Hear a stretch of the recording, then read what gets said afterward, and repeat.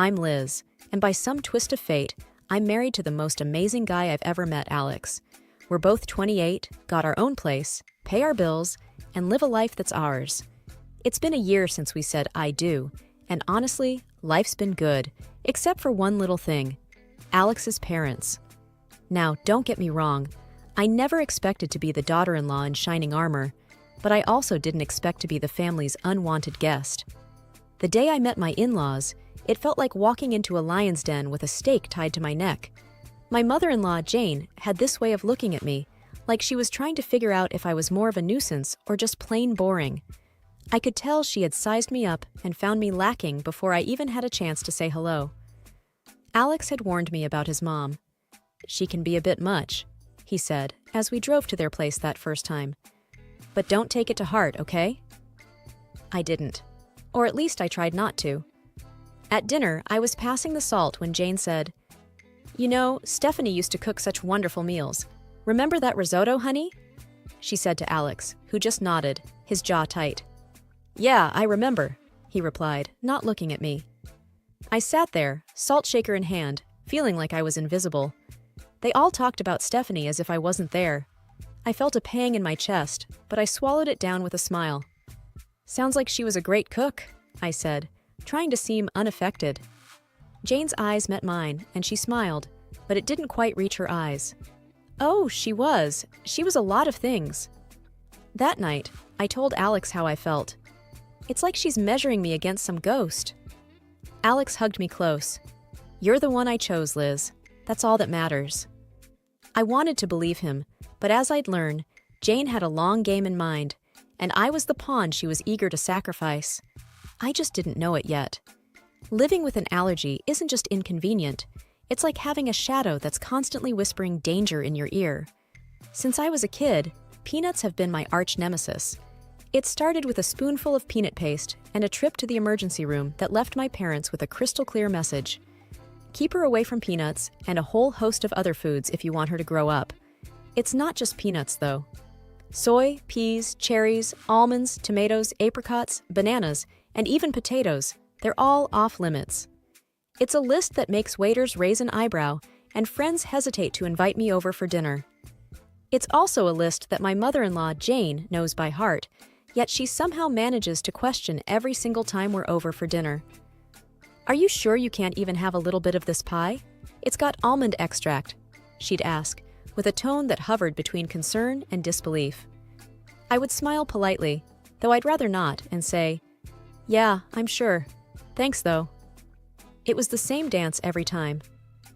I remember once, at a family gathering, I was navigating the buffet, a mental checklist running through my head. Alex was by my side, plate in hand, trying to help me find something safe to eat. That's when Jane swooped in, her voice sickly sweet. "Liz, you must try this casserole.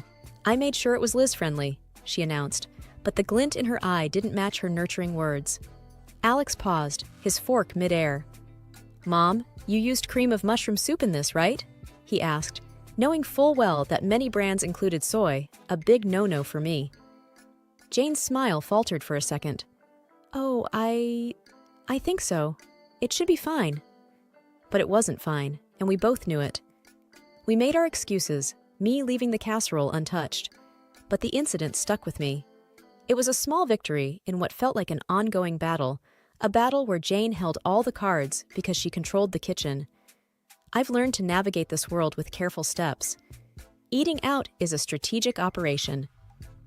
Alex and I were at our favorite Italian place, a rare find that understood the gravity of food allergies. I'd recited my usual spiel to the waiter, who nodded understandingly. Alex watched me with those soft eyes of his, the ones that said he'd do anything to make my life easier. "You okay?" he asked, after the waiter left. "Yeah, I'm fine. I just hate making a fuss," I replied, folding my napkin on my lap. "You're not making a fuss. You're making sure you don't, die," he said, half joking, half serious.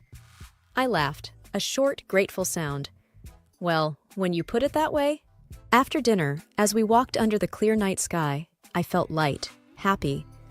That's when my phone buzzed with a text from Jane.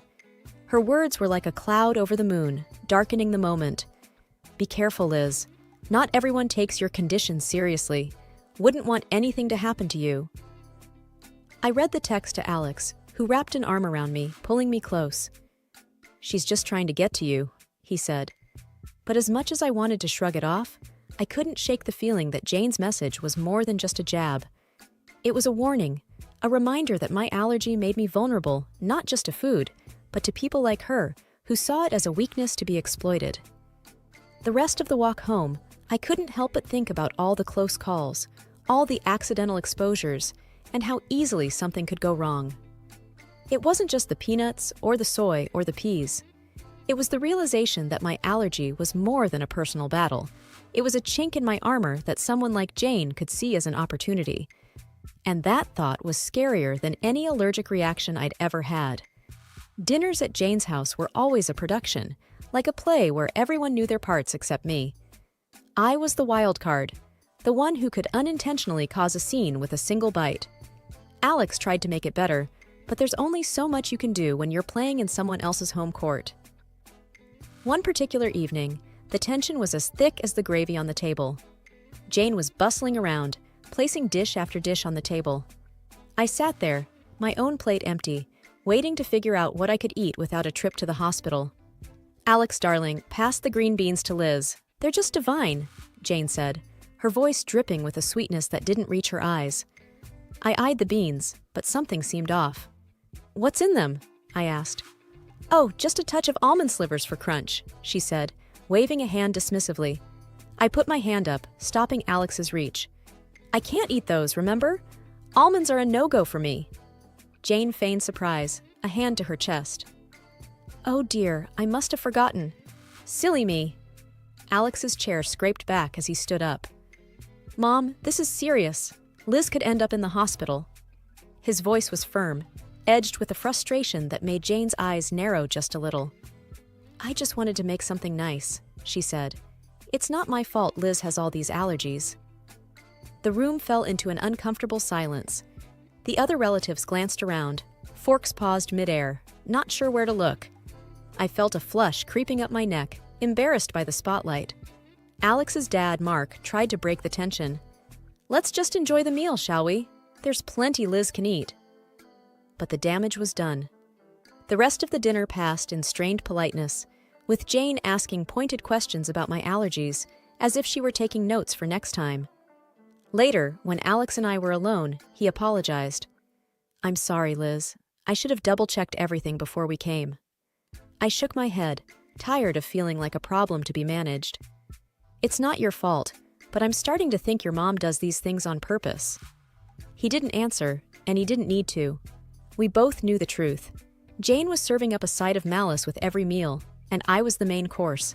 I could always tell when Jane had been working on Alex. He'd get this distant look in his eyes, like he was seeing me, but also seeing through me, weighing her words against his own judgment.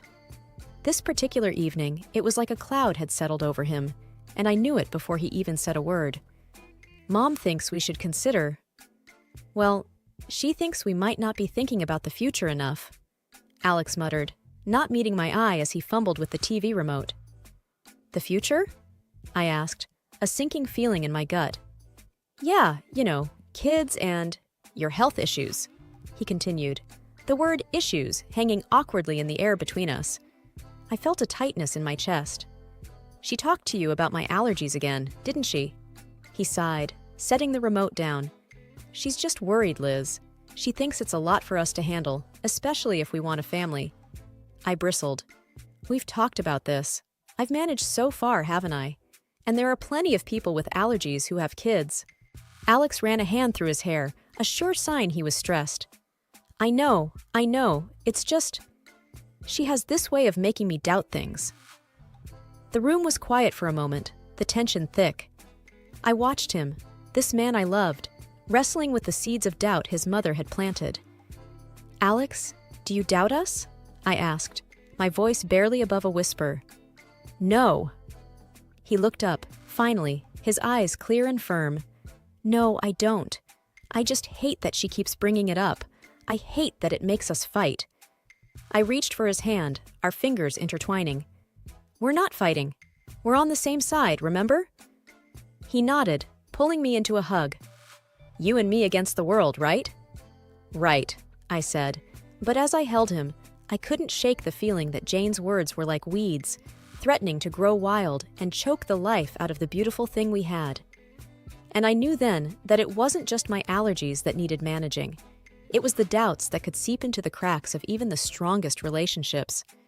The news of my pregnancy came as a surprise, a happy one for Alex and me, a complicated one for everyone else. The day we announced it to his parents, Jane's reaction was like watching a robot trying to mimic human emotions. A pause, then a smile that didn't quite match the situation. We're going to have a baby, Mom, Alex said, his voice a mix of pride and caution as he gauged his mother's reaction. That's wonderful, Jane managed to say, the words sounding foreign in her mouth. We must have a family dinner to celebrate. I was skeptical. Celebrations at Jane's were never just celebrations, but I saw the hopeful look in Alex's eyes and agreed. The night of the dinner, the house was buzzing with relatives. Jane was the perfect hostess, floating from guest to guest with a grace that felt almost genuine. When she reached us, her smile was practiced. Congratulations, Liz, she said. This is such a joyous occasion. Thank you, Jane, I replied, trying to match her formality. We're excited. Alex wrapped his arm around my waist, a silent thank you for playing along. As dinner approached, I felt the familiar anxiety. A table full of food was a minefield for me, but tonight, I hoped, would be different. The table was a feast, dishes upon dishes laid out, and I felt every eye on me as I hesitated, my hand hovering over the options. Go on, dear, Jane urged. Eat up. You're eating for two now. I smiled weakly, choosing the safest options, vegetables and rice, plain and simple. But as I reached for a slice of bread, Jane stopped me. Actually, maybe not that one, she said quickly. I'm not sure if the baker used soy flour. I paused, bread in hand, and met her gaze. There was a flicker of something there. Concern, or was it a challenge? Thank you for letting me know, I said, putting the bread down. But the warning bells were already ringing in my head. How did she know about the soy flour? It seemed too close a call, too perfect a save. The rest of the meal passed in a blur, congratulations mingling with the clinking of glasses. But I couldn't shake the feeling that Jane's hospitality was a veneer, and beneath it lay a trap, set and waiting for just the right moment. The family dinner in honor of our future baby was nothing short of a banquet. Jane had outdone herself, and there was a spread that would make a Thanksgiving dinner look modest. But my stomach was in knots, not from hunger, but from fear. Every dish was a potential hazard, a hidden enemy that could send me to the hospital, or worse. As we all took our seats, the chatter around the table was lively, filled with the usual family gossip and stories. Jane was at the head of the table, presiding over the feast like a queen in her court. She called everyone to attention with a gentle tap of her glass. Before we begin, I just want to say how thrilled we are to be celebrating Liz and Alex's upcoming addition to our family, Jane announced, her voice steady and clear. There was a round of hear, hear, and applause. I forced a smile, feeling Alex squeeze my hand under the table. Thank you, everyone, I said. We're really looking forward to this new chapter in our lives. The meal began, and I tentatively picked at my food, choosing the simplest items. Alex watched me, his brow furrowed with concern. You doing okay? He asked quietly. Yeah, just being careful, I replied, pushing a roasted potato around my plate. Jane's eyes were on me, and I felt like a specimen under a microscope. Liz, you haven't touched your salad. The dressing is on the side, just as you like it, she said, her voice tinged with a forced cheerfulness. Thank you, Jane. I'm just not much of an appetite tonight, I said, avoiding the salad that I knew could easily contain hidden allergens. As the dinner wore on, the tension grew. Every time Jane offered me something, my anxiety spiked. The room felt hot, the walls inching closer with each passing minute. Then came the cake. It was a beautiful confection, layers of sponge and cream that made the room ooh and ah. Jane cut a slice and handed it to me with a smile that might have been genuine if I hadn't known better. For the mom-to-be, she said. I looked at the cake, then at Alex, then at Jane. I really shouldn't, I said. but it looks delicious. Oh, come on, Liz. One little bite won't hurt. For the baby, Jane pressed, her voice sweet as the icing. That's when Alex's dad, Mark, stepped in, his hand swift as he knocked the plate from my hands. The cake tumbled to the floor, and a stunned silence fell over the room. "What the hell, Dad?" Alex exclaimed, his voice a mix of anger and confusion. Mark stood, his face pale but his voice firm. "I saw the label in the trash. That cake has peanut oil in it." The room erupted in chaos. Jane's face was the picture of shock, but her eyes gave her away. There was a flash of something there. Fear, maybe? Guilt? Alex stood, his chair clattering behind him. "Mom, did you know about this?" he demanded. Jane's mouth opened and closed, but no words came out. And in that moment, the truth was as clear as the danger that had been on my plate. The room was dead silent after Mark's revelation, the dropped cake like a crime scene on the hardwood floor. Everyone's eyes were locked on Jane, who seemed to shrink under the collective gaze. "Mom, is it true? Did you know?" Alex's voice cut through the tension, sharp and demanding. Jane's eyes flickered with something dark before she regained her composure. "Of course not. I would never." Her voice trailed off, unconvincing. Mark wasn't having any of it. "I saw the shopping list, Jane. Peanut oil for cake. It was right there, in your handwriting," he said, his voice steady but laced with disappointment. The murmurs around the table grew louder, a mix of disbelief and anger bubbling up from the family. Alex was shaking his head, his hands balled into fists. "How could you, Mom? Liz could have died." I was frozen in my seat, the gravity of the situation anchoring me down. This wasn't just carelessness or forgetfulness, it was intentional. Jane's mask finally slipped, her face twisted in anger. "I didn't want it to come to this, but she's not right for you, Alex. She's weak, and now she's bringing a child into this world who will be just like her." Alex took a step toward his mother, incredulous. "Weak? Liz is the strongest person I know. And you? How could you be so cruel?" I could feel the eyes on me, waiting for me to break down, to crumble under the weight of Jane's words. But I didn't. "Jane," I said, my voice surprisingly calm, "you've made your feelings very clear. But this is not just about me. This is about a family, your grandchild." Jane looked away, her jaw clenched, and for the first time, I saw the hint of fear in her eyes. Maybe she realized that her actions hadn't just endangered me, but her relationship with her son, her reputation, everything. The rest of the evening was a blur. There were arguments, tears, and hushed conversations as the family tried to process what had happened. Alex and I left early, the weight of the evening heavy on our shoulders. We didn't speak much on the drive home. What was there to say? The truth was out, and with it, the facade of a polite, if not happy family was shattered. All because of a peanut. The drive home was quiet, the kind of silence that's heavy, filled with things unsaid. When we finally walked through our front door, Alex and I just stood there, the echo of the night's drama still ringing in our ears. Alex was the first to break the silence. "I can't believe my own mother would do something like that," he said, his voice hollow. I sat down on the couch, the cushion failing to comfort me. "I know, it's a lot to take in."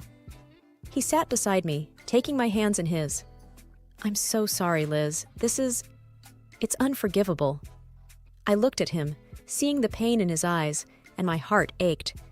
"It's not your fault, Alex. We couldn't have known she'd go this far." But the truth was there, hanging between us. Jane had crossed a line, and there was no going back. The family was in pieces.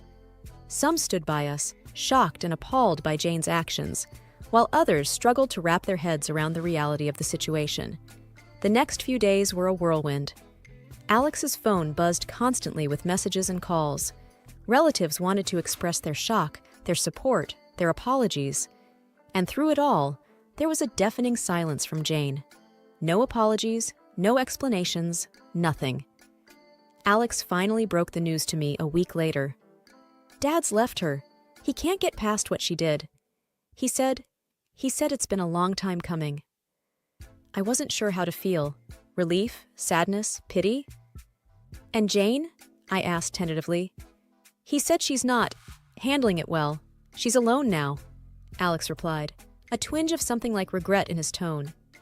We sat in our living room, the walls we'd painted together, the furniture we'd picked out during countless trips to the store. It was our home, filled with our memories, our love. And outside, there was a storm brewing, one that threatened to uproot everything we knew. But in that moment, I realized that no matter what happened, we had each other. We were a team, about to bring a new life into the world, and that was what mattered. I love you, Liz, Alex said, pulling me close. I love you too, I whispered back. The fallout from that night would linger. The scars it left on our family would take time to heal. But as I looked at Alex, at the life we'd built, and the future we were about to embark on, I knew that we'd weather any storm together. And as for Jane, she was a chapter in our lives that we had closed, a story that we wouldn't let define us. From now on, it was just us, our baby, and the road ahead. Whatever it brought, we'd face it together.